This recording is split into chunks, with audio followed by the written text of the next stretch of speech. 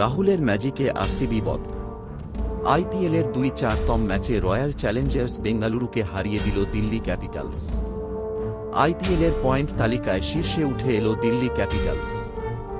আপো ২-০-২-৫ ম্যাচে royal Challengers বেঙ্গালুরুর মাঠে গিয়ে বিরাট কোহলির দলকে হারিয়ে এল দিল্লি ক্যাপিটালস। এই নিয়ে আইপিএলে অল উইন রেকর্ড ধরে রাখল রাজধানীর দল। লোকেশ রাহুলের দুর্ধর্ষ ইনিংসে ম্যাচ জিতল দিল্লি ক্যাপিটালস দল। বিরাট কোহলির একটা ভুলেই তাল কাটে। টস হেরে ব্যাট করতে নেমে ৩ ওভারে ৫-৩ রান তোলা আরসিবিকে দেখে মনে হচ্ছিল এবারে তাঁরা হয়তো পাওয়ার প্লেতে নিজেদের রেকর্ড রানও তুলতে পারেন।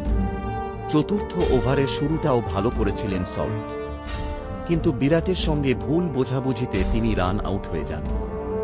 কভারের দিকে বল খেলে তিনি রান নিতে যান, বিরাটও শুরুতে দৌড়ান। প্রায় মাঠ পিচ অবধি গিয়েও বিরাট রান নিতে চাননি, তাতেই সল্ট ফিরে যেতে গিয়ে পড়ে যান এবং আউট হন। আর এরপরই সাধের ব্যাটিং লাইন আক্তাসের ঘরের মতোই ভেঙে পড়ে, যদিও শেষদিকে টিম ডেভিডের ইনিংসটা আরসিবিকে খেলায় রাখে।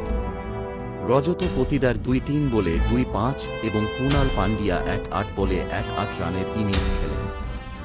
দুই ব্যাটারি ধৈর্য ধরে রান করতে থাকেন। এরপরই টিম ডেভিড এসে ঝড় তুলে দেন। এত ভালো ফিনিশ তিনি করেন, তাতেই লড়াইয়ের জমি পেয়ে যায় আরসিবি। ২-০ ওভারে ৭ উইকেটে ১৬৩ রান তোলে আরসিবি। টিম ডেভিড করেন ২-০ বলে ৩-৭ রান করেন। তিনি ৪টি ৬ এবং ২টি ৬ মেরে চিন্নাস্বামীতে আরসিবিকে ভদ্রস্থ স্কোরে নিয়ে যায়।